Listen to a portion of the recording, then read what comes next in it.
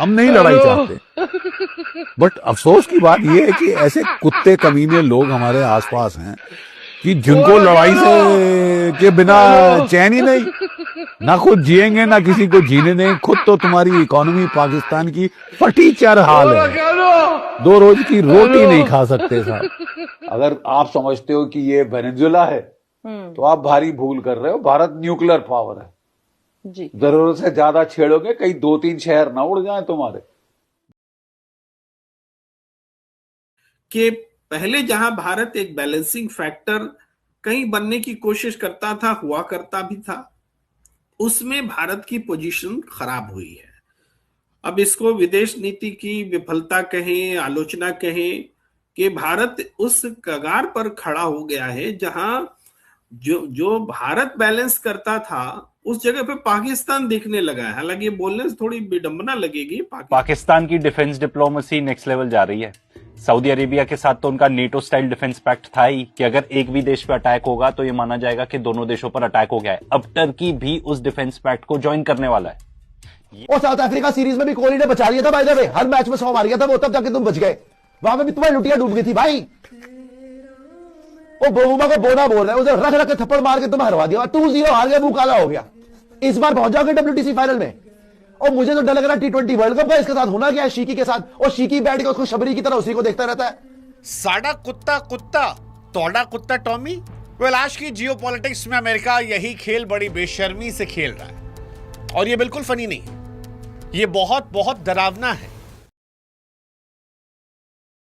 ये तो गालियां देने पर उतर आया। अगर ये मर गया तो इंडिया में कॉमेडी हमेशा के लिए खत्म हो जाएगी। हमारे पास अग्नि 5 है, हम वॉशिंगटन न्यूयॉर्क उड़ा देंगे। खिसका जनरल बख्शी, जहां पहले भारत खड़ा था आज वहां पाकिस्तान खड़ा है। ये हमारी नाकामी है। क्वाड में होकर भी हम क्वाड में नहीं है क्योंकि अमेरिका हमें एक इत्तेहादी के बजाय दुश्मन के तौर पर देखता है। पड़ोस में डर का माहौल बढ़ता जा रहा है। पाकिस्तान की डिफेंस डिप्लोमेसी नेक्स्ट लेवल पर जा रही है। सऊदी अरब के साथ तो इनका नेटो स्टाइल डिफेंस पैक्ट था ही कि अगर एक मुल्क पर हमला होगा तो ये माना जाएगा कि दोनों मुल्कों पर हमला हुआ है। अब तुर्की भी इस डिफेंस पैक्ट को ज्वाइन करने वाला है। इसके अलावा पाकिस्तान अपने काफी आर्म्स, खास तौर पर फाइटर जेट्स भी बेच रहा है दूसरे मुल्कों को। सूडान के साथ $1.5 बिलियन की डील हो सकती है। लिबिया को $4 बिलियन की डील हो गई। साथ ही ये भी रिपोर्ट किया जा रहा है कि बांग्लादेश के साथ डील हो सकती है। म्यांमार, नाइजीरिया और आजरबाईजान को ऑलरेडी पाकिस्तान JF-17 जेट्स बेच चुका है। कोई डील शील नहीं।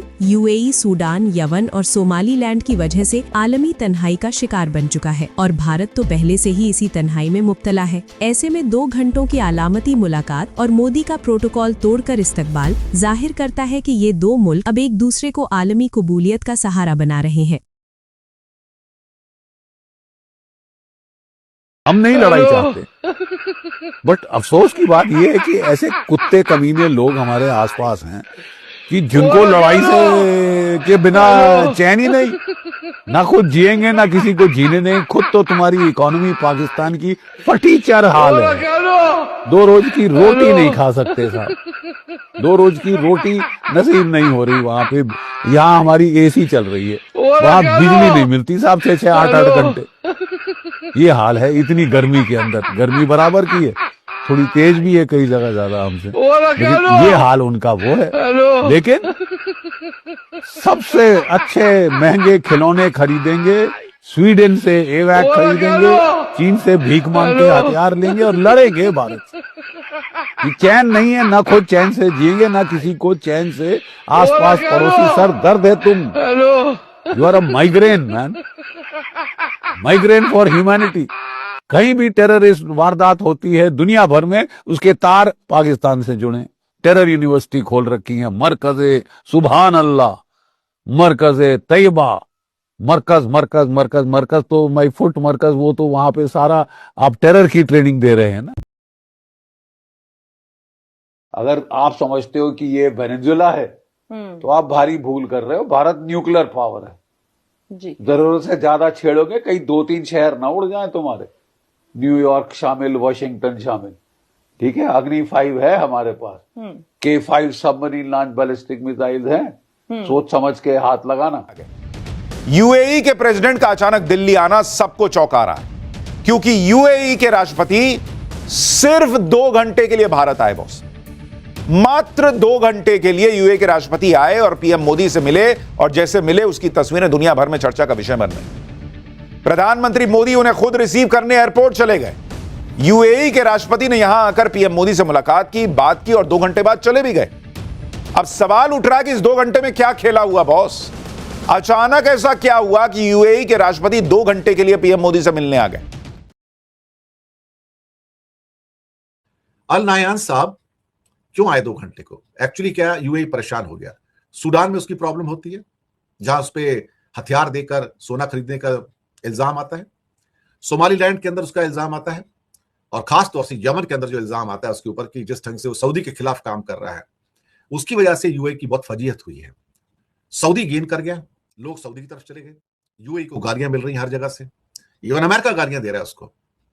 अब ऐसे में यूएई को अपनी दोबारा से अगर प्रेस्टीज को रीइंस्टेट करना है, वापस लेके आना है, तो किसके पास जाएगा वो?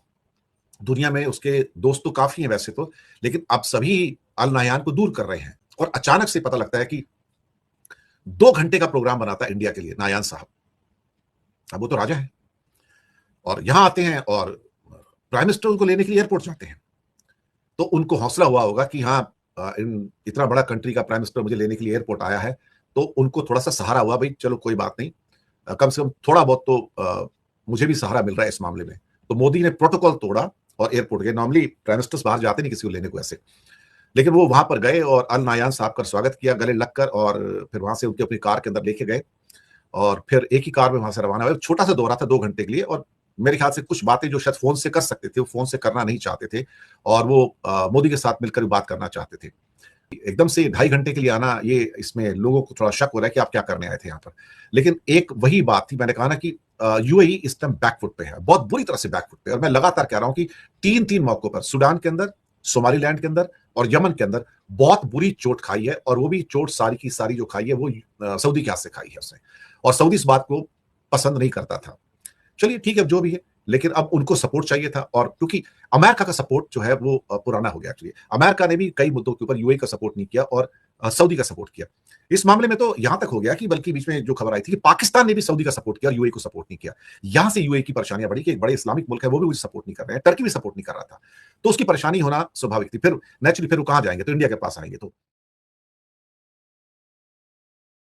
पाकिस्तान की डिफेंस डिप्लोमेसी नेक्स्ट लेवल जा रही है। सऊदी अरेबिया के साथ तो उनका नेटो स्टाइल डिफेंस पैक्ट था ही कि अगर एक भी देश पे अटैक होगा तो ये माना जाएगा कि दोनों देशों पर अटैक हो गया है। अब टर्की भी उस डिफेंस पैक्ट को ज्वाइन करने वाला है। ये बात ब्लूमबर्ग खुद रिपोर्ट कर रहा है। इसके अलावा पाकिस्तान अपने काफी आर्म्स, खासतौर पे फाइटर जेट्स भी बेच रहा है दूसरे कंट्रीज को। फॉर एग्जांपल, यहाँ पे सूडान के साथ 1.5 बिलियन डॉलर्स की डील हो सकती है। लिबिया को 4 billion dollars worth of weapons already बेच चुका है पाकिस्तान। साथ में ये भी रिपोर्ट किया जा रहा है कि बांग्लादेश के साथ डील हो सकती है। म्यांमार, नाइजीरिया और अजरबैजान को ऑलरेडी पाकिस्तान JF-17 जेट्स बेच चुका है। अब मजेदार बात तो यह है, इस पे इंडियन मीडिया की रिपोर्टिंग देख लोगे तो I just read it out for you.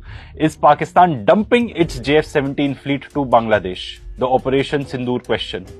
साथ ही साथ ये कह रहे हैं कि sales pitch after a crushing defeat. आपको किस नजरिए से चीजें देखनी है उस पर डिपेंड करता है। या तो इंडियन न्यूज देख लो जिसमें बताया जा रहा है डंपिंग इट्स JF-17 जेट्स, या फिर अल जजीरा और बाकी इंटरनेशनल मीडिया आउटलेट्स को पकड़ लो जो बता रहे हैं कि भाई बहुत सारे कंट्रीज एक्चुअली इंटरेस्टेड है इन फाइटर जेट्स को खरीदने में। मोर इंपॉर्टेंटली हमें कमेंट में ये लिख के बताओ कि जो डिफेंस पैक्ट हो रहा है जिसमें टर्की भी इन्वॉल्व हो जाएगा पाकिस्तान एंड सऊदी अरेबिया के साथ, क्या ये इंडिया को अफेक्ट करेगा? एंड क्या इंडिया को ऐसे डिफेंस पैक्ट साइन करने चाहिए किसी कंट्रीज के साथ? कि पहले जहां भारत एक बैलेंसिंग फैक्टर कहीं बनने की कोशिश करता था, हुआ करता भी था, उसमें भारत की पोजीशन खराब हुई है। अब इसको विदेश नीति की विफलता कहें, आलोचना कहें, कि भारत उस कगार पर खड़ा हो गया है जहां जो भारत बैलेंस करता था उस जगह पे पाकिस्तान दिखने लगा है। हालांकि ये बोलने से थोड़ी विडंबना लगेगी, पाकिस्तान न उतनी बड़ी इकोनॉमी है, न उतना विश्वसनीय देश है, लेकिन आज देखिए पाकिस्तान चाइना के भी साथ है, पाकिस्तान के साथ अमेरिका भी है, पाकिस्तान रूस के साथ भी संबंध बनाए हुए हैं, और मध्य पूर्व के देश भी पाकिस्तान के साथ पहले से बेहतर संबंध में आए हैं। और दूसरी तरफ हमारा क्या है, क्योंकि हम हर चीज को पाकिस्तान से इसलिए देखते हैं क्योंकि हमारी डोमेस्टिक पॉलिटिक्स पाकिस्तान से जुड़ जाती है, हमारी सीमाएं चीन पाकिस्तान से जुड़ी हैं, और हमारा विदेश नीति भी कहीं ना कहीं पाकिस्तान से के आसपास जो है बनती बिगड़ती है। तो इसलिए मैं पाकिस्तान का उदाहरण दे रहा हूं। तो हो क्या रहा है कि हमारी पोजीशन का इस चीज का फायदा उठाया है दुनिया के देशों ने कि भारत कैसे खुश होगा, तो वही पाकिस्तान को लेके उन्होंने भारत को बैलेंस करना शुरू कर दिया। अब तो हालात ये है कि कह रहे हैं कि भाई पाकिस्तान के ऊपर में आप हमला मत करो, ऐसा भी भरोसा दो, ऐसा भी पॉइंट आने लगा। ये चीजें पहले नहीं हुआ करती थी। तो ये जो बदलाव आया है ये इसलिए आया है, एक तरफ हम क्वाड के मेंबर हैं और दूसरी तरफ क्वाड का ही महत्वपूर्ण देश अमेरिका हम पर ही रेसिप्रोकल टैरिफ और तमाम तरह की ऐसी चीजें कर रहा है जैसे हम उसके दुश्मन हो। तो इसका मतलब हम क्वाड के होके भी क्वाड के नहीं रह गए। तो क्वाड में होने और नहीं होने, और साउथ अफ्रीका सीरीज में भी कोहली ने बचा लिया था by the way, her match में 100 मार गया था वो, तब जाके तुम बच गए। वहां पे भी तुम्हारी लुटिया डूब गई थी भाई। वो बोमा को बोना बोल रहा है, उसे रख रख के थप्पड़ मार के तुम्हें हरवा दिया, 2-0 हार गया, मुंह काला हो गया। इस बार पहुंच जाओगे WTC फाइनल में। और मुझे तो डर लग रहा है T20 वर्ल्ड कप का इसके साथ होना क्या है, शीकी के साथ। और शीकी बैठ के उसको शबरी की तरह उसी को देखता रहता है। अपने श्रीराम बना रखे उसने, ये अपना गंभीर को उसी की शक्ल देख, मैच कुछ भी चल रहा हो वो यूं बैठा होता है, गंभीर की शक्ल देख रहा है, सब कुछ ठीक है, बीपी ठीक है, गोली खिला दूं, और गंभीर यूं बैठा हुआ है। पता नहीं कौन सा सरिया इसने अपनी रीढ़ कटी, यूं ही बैठा रहता है। यही एक्सप्रेशन है, जीत गए ये, हार गए ये, कोई मर गया ये, कोई पैदा हो गया ये, यही बैठा रहता है वो। उसको कोई फर्क नहीं है दिन दुनिया का। और अकड़ने में नंबर 1, अकड़ने में नंबर 1। आज भी देखो थोड़ा सा चांस बना है भाई, तू बैठ के इत्मीनान कर रहे, यू विल डू इट।